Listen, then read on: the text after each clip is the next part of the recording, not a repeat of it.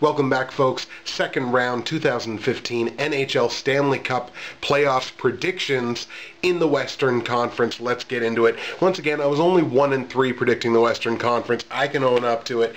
I didn't get Anaheim, I didn't get Calgary, and I didn't get the Minnesota Wild. And of course, Minnesota Wild fans will be the first ones to let me know that I didn't correctly pick the Wild.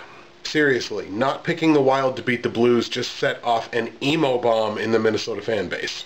I did, of course, as I mentioned, correctly pick the Chicago Blackhawks to beat the Nashville Predators, and I picked it in the perfect number of games in 6 games, so I was pretty happy about that. So, your 2 Western Conference semifinal matchups look like this. In the Pacific Division, Pacific number 1, Anaheim Ducks, going to be taking on Pacific number 3, Calgary Flames, who upset, quote-unquote, the Vancouver Canucks in the first round in pretty convincing fashion. And in the Central Division, the top 2 teams in the Central are gone. We have the Central number 3 Chicago Blackhawks taking on the top wildcard team, the only wildcard team to move on to the second round, the aforementioned Minnesota Wild. Let's start at the top there in the Pacific Division with the Anaheim-Calgary series. I think this is going to be a fantastic series. Calgary is a real upstart here, and Calgary really impressed me in beating Vancouver.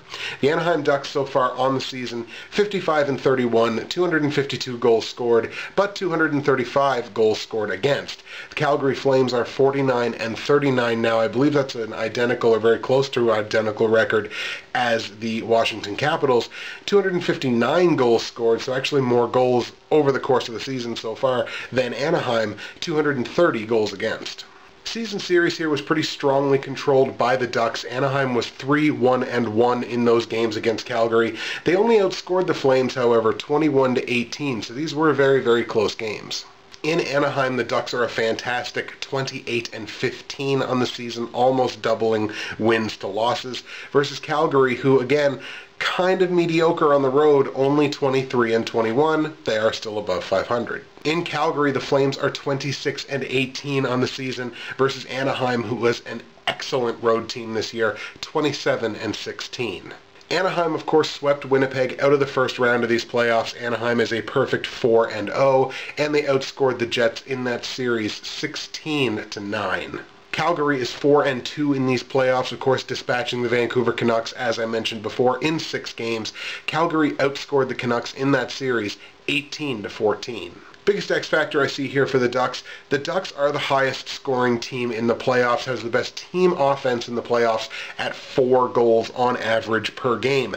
And the Flames give up 30 shots a game based on the first round. They gave up 30 shots a game to Vancouver. So if the Flames can't tighten that up, there's going to be plenty of opportunities for Anaheim. And that top line with Getzlaf and Perry and Ryan Kessler, who was a big thorn in the side of Winnipeg in that first round, that line is going to be cruising if Calgary can't tighten up that defense. Biggest X factor I see here for Calgary comes between the pipes. Hillier played fairly well in the first round, as did Kari Ramo in the playtime that he got. Whether it's Ramo or Hillier, one of these 2 goaltenders, I kind of mentioned it even in the first round, one of these 2 goaltenders is going to have to steal a couple of games in this series. If Calgary wants to stand a chance against the likes of Anaheim, Anaheim is an elite team. They are a definite Stanley Cup contender, maybe even a Stanley Cup favorite at this point. To compete with a team like Anaheim, Calgary's goaltending is going to have to steal a game or 2. Whether it's Hillier or Kari Ramo, it doesn't matter. One of those goaltenders is going to have to step up and play like a Craig Anderson did in the first round. Just completely changed the entire tone of that series when he came in, and that's what Hillier or Ramo is going to have to do for Calgary to stand a chance. As we mentioned before, Calgary and Anaheim kind of comparable in terms of home teams. I think Anaheim's a slightly better home team than is Calgary, but they're 2 very good home teams. The huge difference in this series is going to be Calgary on the road. I don't think Calgary can beat Anaheim in Anaheim. I like the Ducks to win this series. It hurts to pick against a Canadian team, but I kind of have to here. I don't think Calgary beats the Ducks in a 7-game series. A part of me almost hopes that I'm wrong, but honestly, I don't think they can beat Anaheim in Anaheim. I'm going to give this series to the Ducks but I think it goes to 6 games. I think Calgary can actually win games 3 and 4 in Calgary. I think this series is tied after 4 games. I think Anaheim wins games 1 and 2, obviously, in Anaheim. Calgary wins games 3 and 4 to make this series real interesting. Anaheim wins again in Anaheim in Game 5, and I think the Ducks ultimately close out the series in Game 6 in Calgary. So that's going to be my pick. I'm going to take the Ducks to beat the Flames in 6 games. But again, a tiny part of me is going to kind of be happy. Even if this series goes to 7, I'll be really happy with that. But if Calgary somehow pulls it out, goes to the Western Conference Final, that's a pretty damn good story. Now let's talk about that other Western Conference semifinal. Central number 3 Chicago Blackhawks taking on the wild card 1 team, the Minnesota Wild. Before we get into this, here's my metaphorical bowl of crow. Here's me eating it. All right? I will admit, Minnesota really surprised me in the first round. Maybe I should have known it with St. Louis and their just snake bitten in the playoffs. But honestly, again, I'm not going to apologize for picks that I make. I'm never going to do that. I honestly thought St. Louis was going to win, and that's what I owe you as a YouTuber. That's what I owe my audience. I owe my audience honesty and as accurate as information as I can possibly give. That is what I owe you. And I owe you a bit of entertainment. I like to think I'm an entertaining guy, but most of all, I owe you honesty. I owe you my honest picks. And honestly, I thought St. Louis was going to beat Minnesota. I thought Minnesota's time had run out. I thought they were playing better than they actually are. And you know what? They totally proved me wrong. And I can admit that. That's perfectly fine. I'm not going to apologize for picking St. Louis because I thought St. Louis was going to win. But you know what? Minnesota, big ups to them. They did exactly what they needed to do. They weren't dominant, really, in the series in many spots, but they did exactly what they needed to do to win. That's what they did. So big ups to Minnesota. Much tougher test for the Wild this time around, taking on the Chicago Blackhawks. Chicago so far this season, 52-36, excellent mark for them. 248 goals scored to just 210 goals against. Minnesota Wild, for their part, 50-38, excellent record. 248 goals scored, 214 goals against. Season series here was 3-2 for the Blackhawks. The Blackhawks outscoring Minnesota 14-11 in those 5 games. But it is worth noting the Wild won the last 2 games of this season series, and that was really when Dubnyk had heated up and was playing some excellent hockey. So it's definitely worth noting the Wild have won back-to-back games against the Blackhawks. In Chicago this year, the Blackhawks are 27-17, 10 games over 500, versus Minnesota, who was actually a really good team on the road this year, a mark of 26-18. In Minnesota, the Wild are still only 24-20, so they're kind of a mediocre home team in terms of their record. Because, only 4 games over 500 at home. At home is really where you're supposed to win the majority of your games, and a strong majority of your games because you have home ice advantage.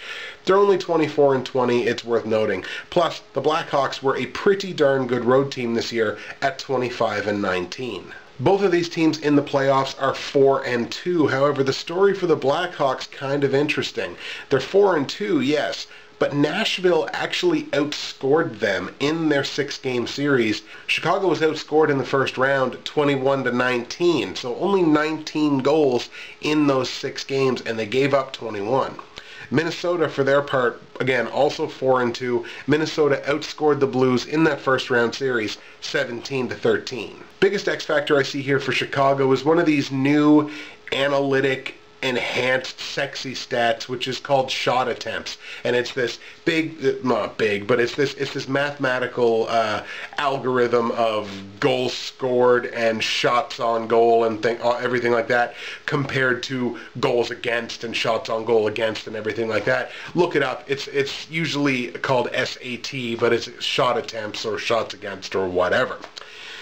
In terms of the top 30 SAT ranked players from the first round, Chicago has 8 of them. So what that tells me is that Chicago's top players, their strongest players, are playing really efficient hockey. They're on the ice for goals. They're not on the ice for goals against. So their top players playing really well. 8 of the top 30 SAT players in the first round belong to the Blackhawks. However, their special teams needs to be better. Power play was only 15.8%, but the penalty kill is what really bothers me. 72.7%. That's not good enough, especially against the Minnesota team that we're going to talk about. Had a pretty darn good power play in the first round. Maybe a little inconsistent, but the numbers are there. Biggest X factor for the Minnesota Wild, as I mentioned, that power play. Their power play was 33% in the first round. That is nothing to shake a stick at. That was tops of all teams in the first round. However, the 5-on-5 is kind of what was troublesome for the Wild. They actually gave up more 5-on-5 goals than they scored in the first round, 0.9 ratio there. So the 5-on-5 results need to improve. For Chicago's part, and kind of for Minnesota's benefit, Chicago in that first round series gave up 39 shots against per game. That is way too many. So Minnesota has an opportunity there for their 5-on-5 numbers to improve, because Chicago's giving up a lot of shots and their goaltending wasn't exactly phenomenal. As I mentioned, I'm eating some crow for what I said about the Minnesota Wild in the first round. Not going to apologize for not picking them, but I maybe didn't give them enough credit. Do I think Minnesota's going to beat Chicago? No. Am I going to pick Minnesota to beat Chicago? No. I think the Blackhawks win this series. I honestly do. I think this is probably going to be the best series in the Western Conference between the two of them to watch. I like Chicago to win this series. I like Chicago to win it in 7 games. I think it's going to go the distance. I think Chicago at home in Game 7, one of the best buildings in hockey, and, you know, Stanley Cup winning pedigree on that team. I think that's going to be enough to propel them to a Game 7 victory, knocking out the Wild in 7 games. I think they split the first 4 games. I think they go 1-1 in Chicago, and I think they go 1-1 in Minnesota. Chicago definitely capable of beating Minnesota in Minnesota. I think Chicago wins Game 5 on home ice. Game 6, Minnesota comes back and wins that on home ice. And again, they come back to Chicago for Game 7. I like the Blackhawks and that Stanley Cup winning core and pedigree that they have on that team. I like Chicago in a Game 7 scenario, so I'm going to take the Blackhawks. And I will proceed to shield my face from the emo bomb. So that's it, folks. That's the second round predictions as I see them. So we're going to go over them here one more time. In the Western Conference, I like Anaheim to beat Calgary in 6 games. And I like Chicago to beat Minnesota in a full 7-game series. Going back to the Eastern Conference, I like Montreal to beat Tampa Bay in 7 games. And I like New York to win their series and beat Washington in 6 games. Who do you folks think is going to go to the Eastern and Western Conference Finals out of the second round of the Stanley Cup playoffs? Give me your picks in the comments section below. Questions, queries, theories, whatever you'd like. Remember your YouTuber etiquette. Phrase all disagreements as discussions. That's perfectly fine. I would love to have some discussions with you in the comments section. Don't just sit there and tell me I'm a homer and a hater and blah, blah, blah, blah, blah, blah, blah, blah, blah, blah. I don't care. Also, I'd like to hear your thoughts on the Hart Trophy. We've got Carey Price, John Tavares, and Alexander Ovechkin who are nominated for the Hart Trophy this year. Those nominees just came out this evening. So I'd like to hear who you think is going to win the Hart Trophy and why you think they're going to win the Hart Trophy. I'll let you know my opinion in the comments section below. I'd like to hear yours as well.